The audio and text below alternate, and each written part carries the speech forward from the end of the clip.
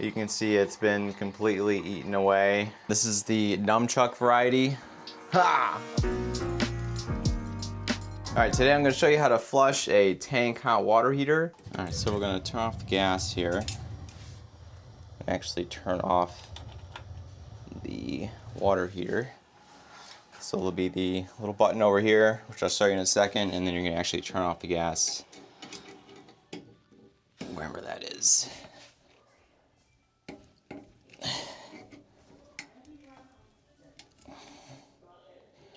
So remember, anytime you have a gas line and a shut-off valve, when it is crossing, that means it's off, even if it doesn't have a on-off kind of label. So if it's crossed, it's gonna be off. And then over here, you can see we have our controls. So just turn it off, and then you'll be good to go. All right, so I've got my gas turned off and then the actual unit turned off. And now with the cold water intake still on, I'm gonna actually let cold water come into the tank and let it kind of cool down a little bit so we don't have super hot water to deal with. So we're gonna turn on some taps of the hot water and let the cold water rush in without it being able to turn on and heat again. So basically I just let the water run until it's not scalding hot anymore. So you don't have to wait till it's completely cool, but I definitely recommend waiting until it's not steaming hot anymore, just to make it easier to work with. All right, so it's not crazy hot, and now we can come over here and we're actually gonna turn off the cold intake.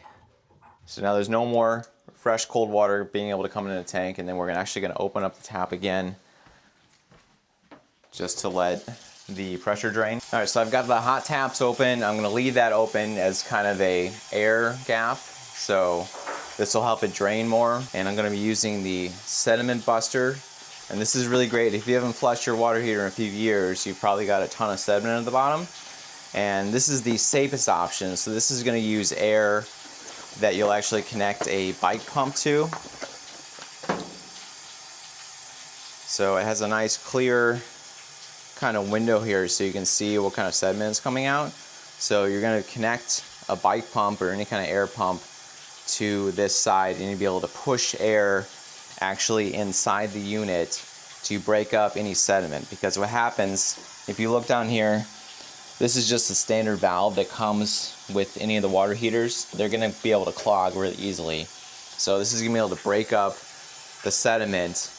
Another option, they do make one that has like kind of an auger that goes in, but especially if you have like an electric unit, I would not use that.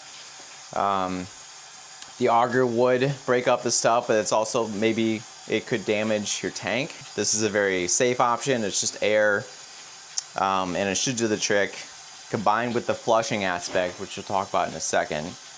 So connecting this with the air, you should be able to get a really clean result, even if you haven't flushed your water heater in a few years. So we're going to connect this, and then I'll show you the next step here.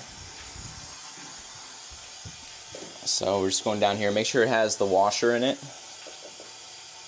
And then be careful, this is just plastic. Make sure you're not cross-threading it.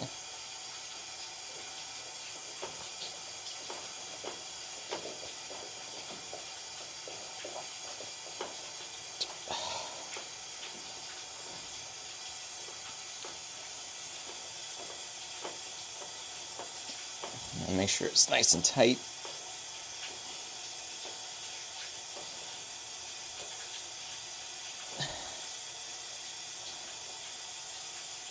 Alright, and then we're going to connect a hose. So depending on your situation, it could be a little different here. Luckily, we have a drain here. But for this first part, I'm just going to connect a hose and put it into a bucket just to see what kind of sediment comes out, because I really don't want a bunch of sediment going into my drain here. So once it starts running clear, I can just put the hose into the drain and just continue the flushing. But for this first part, I'm going to connect just a little 4-foot hose here and put it in a bucket. Another option would be to just connect like a 50-foot garden hose and then just run it outside. If you did not have a drain, that's what you would have to do, because you really wouldn't want to keep like switching out buckets. That's going to be a real pain. So if you don't have a drain close, connect a garden hose and bring it outside your house. All right, we're going to drop this in a bucket. First, we're just going to see without using the air, just what kind of flow we're going to get here. So this is the on-off for the actual drain. You'll just need a little flathead screwdriver here, and we're just going to turn it. Alright, so we do have a little bit of water coming out, which is good.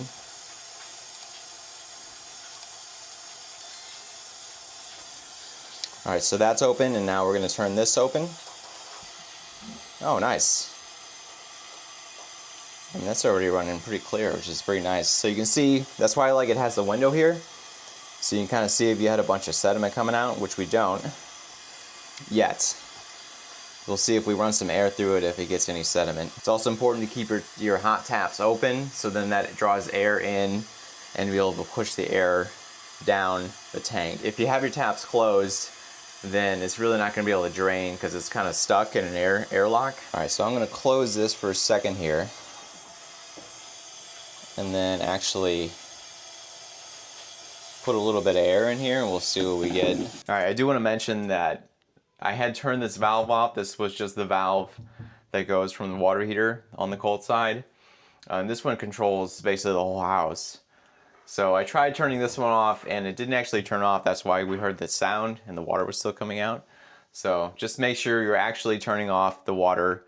So you may turn off the valve and it doesn't actually turn off the water because it's a faulty valve or it's just really old. So luckily the one coming from the whole house did actually turn the water off. So unfortunate that we can't just isolate it. The whole water is off to the house right now, but good that we actually have a shut-off valve that works. So just make sure you actually check your shut-off valves and make sure they actually function. Alright, back to the regularly scheduled programming here. So we got a bike pump, and then we're just gonna put that on. Oh,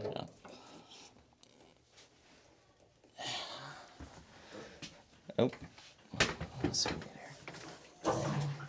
Nice.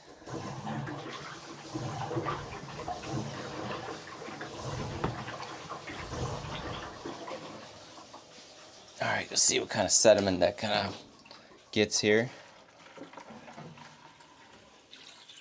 Wow, it's still clear. Alright, so obviously this water heater has been flushed at some point because there's no way there wouldn't be any kind of sediment. I'm not really even seeing any here. So along with having the taps open, you're going to want to open your pressure relief valve here. So this is going to let air get in and actually let it drain some more. And then I'm pretty happy with this. I'm not seeing any sediment. I wouldn't want sediment going down here, but since it's clear, I'm just going to actually move the hose to just the drain here and then just have it go in here. So we got that, and then we'll open it again and just let it keep draining. And if you did have a lot of sediment, you would want to use the air just to kind of keep breaking it up. So we're just going to keep this open until it drains completely. All right, so while it's draining, I'm going to actually open up the anode rod compartment here. It'll be in the most inconvenient spot. So obviously it's in the back here. And we're going to open this up. There's a little plastic cap here. So we're going to open this up first to be able to access. It's just a little cap that'll come off here. You need a flat object, ideally, to lift it up. Alright, so we can see the top of the anode rod here, and then we're actually going to use a deep socket, and you'll need a 1 1/16 or a 27mm socket for the top of it. You want to stay away from the 12-point sockets. You want to get one that's a 6, just because the 12-point sockets will strip it out pretty easily. And if you strip out this anode rod, you're basically screwed. So don't do that. Get a 6-point socket. Remember, it's going to be 27mm or 1 1/16. All right, so ideally you would have an impact wrench to put your socket on. You don't want to know how long it took me to remember the name of that. But I just have a wrench with basically just a breaker bar here. So it's not ideal with how tight this space is. All right, so ideally you have an impact wrench, but I get most people are probably gonna have that. So if you just have a breaker bar attached to your socket, and then I just have a metal pipe here that I'm gonna put. You know, obviously if you don't have a ton of room, this might not be an option, and you might have to get an impact wrench or borrow one. So make sure you're in the right direction, lefty-loosey.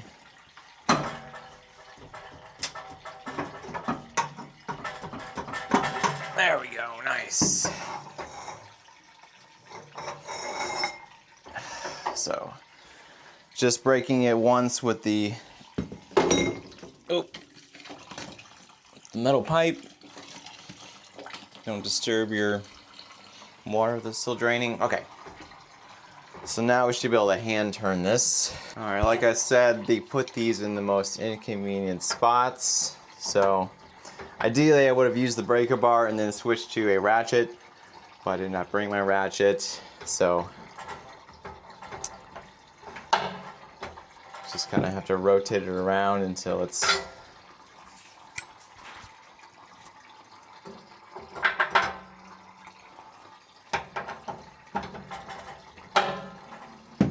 One eternity later. Oh yeah. All right, so if you have an impact wrench, I highly recommend it. Use that, but they're kind of expensive. It's not a tool I would use a bunch, so I'm probably not gonna get one. But if you work on cars, I mean, it's probably worthwhile. All right, so, oh, this is awesome. So here's our anode rod. You can see it's been completely eaten away. And if you would not replace this, this is what's going to lead to even more sediment building up. All right, so here's our new anode rod. And this one's from Lowe's. I don't love that this brand puts the freaking sticker on here. I mean, you literally have to take the sticker off, but it's kind of a pain in the butt. But make sure you remove this before you put it in, if you have any kind of sticker on your rod. So here's the style. This is the nunchuck variety. Ha! Okay, so they make these because it's a lot easier to actually like feed it down when it's not one solid rod, right? So this is great if you have tight spaces. We could probably fit a new whole rod in this section, but I mean, this just makes it so much easier. And then depending on how tall your water heater is, because they're in sections here, you can actually cut off a section if your water heater wasn't as tall. But this one is plenty tall enough for the whole rod, so we're gonna put the whole rod in. But if you needed to cut it, you would just cut it on the wire here, and then you'd have a shorter rod. So like I said, they have this variety, and then they have just the whole ones, which if you have a low clearance of an area, you wouldn't be able to put in. So highly recommend the nunchuck variety. So it is finished draining all the old cruddy water, and now I'm going to open up the cold valve here, and then I'm gonna flush any remnants if we got any remaining sediment or anything else, just a couple times, turning it on and off, just to kind of flush the system one more time. So full on, just for a few seconds. All right, yeah, so we're just flushing out any remnants, which it still looks pretty clean, so I think we're good here.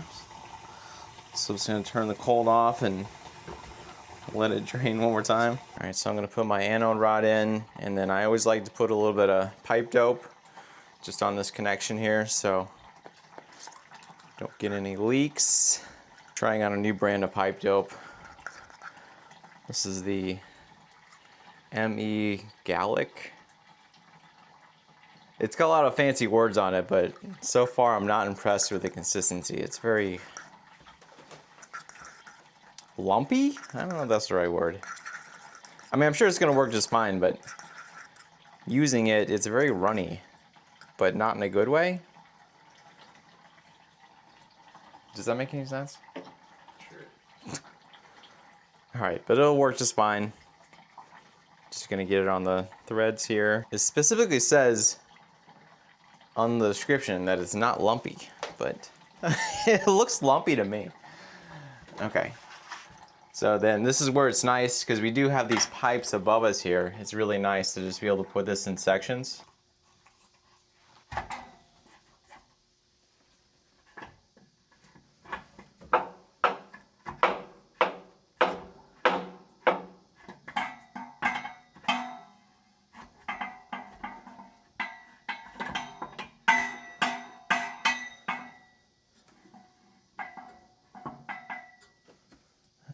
Definitely take time to make sure you're not cross-threading it. So the old threads were definitely a little gunked up.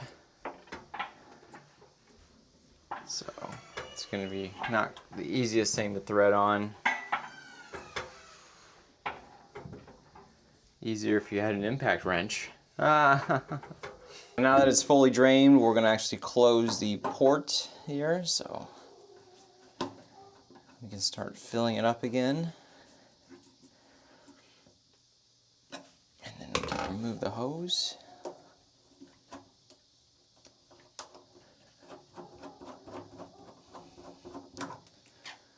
And have a little residual water. Is that bucket open? Put that in the bucket.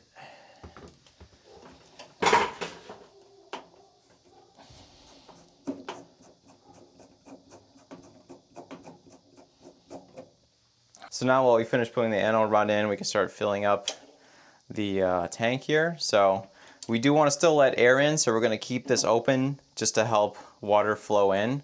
So we've got our taps open still, and then our pressure relief valve open still as we turn the cold water back on.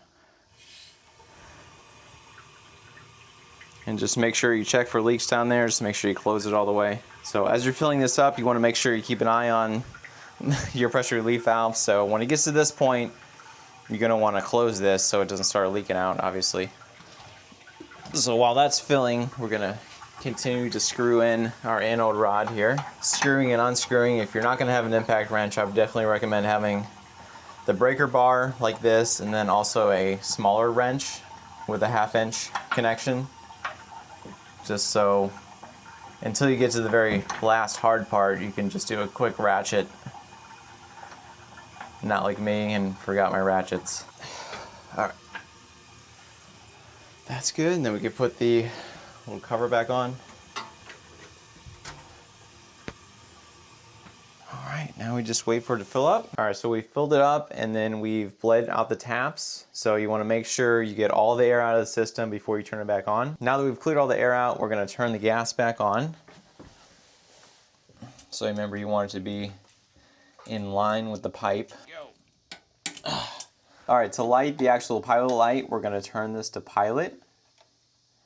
And then we're going to push in and then click the pilot button once every second until we see a red light.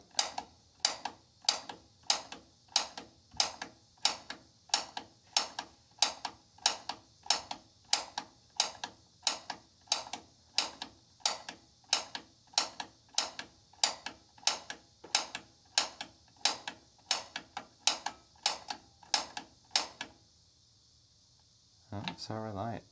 Nice. It's blinking. Now, set it. I think you just had it on the lowest, or the hot one. Alright, so remember, when you see it start blinking, you can stop hitting the button and then turn it to whatever setting you want. Obviously, the more you crank it up, the hotter it's going to be. You really don't want it much hotter than the B, I would think, from my experience. But yeah, start it on hot, and if you want it hotter, just kind of crank it up. Alright, so those are the steps of flushing your tank water heater and also changing the anode rod. So remember, even if you're doing regular flushes, you're still going to have to change your anode rod every 3 to 5 years. And depending on how hard your water is, the harder your water is, the faster it's going to eat away at the anode rod, you know, the aluminum and the zinc in there. If you do have really hard water, or if you have other contaminants in your water that are pretty high, you might want to think about putting in a whole house water filter. Check out my video on how to do that. If you like endless hot water, you should check out my install video on how to put a tankless water heater in. It will save you a ton of money over time. You're not heating just water all the time, you're just heating it as you need it. So check out that video if you need it, and I hope this is helpful. Leave a comment if you have any other questions, and see you next time.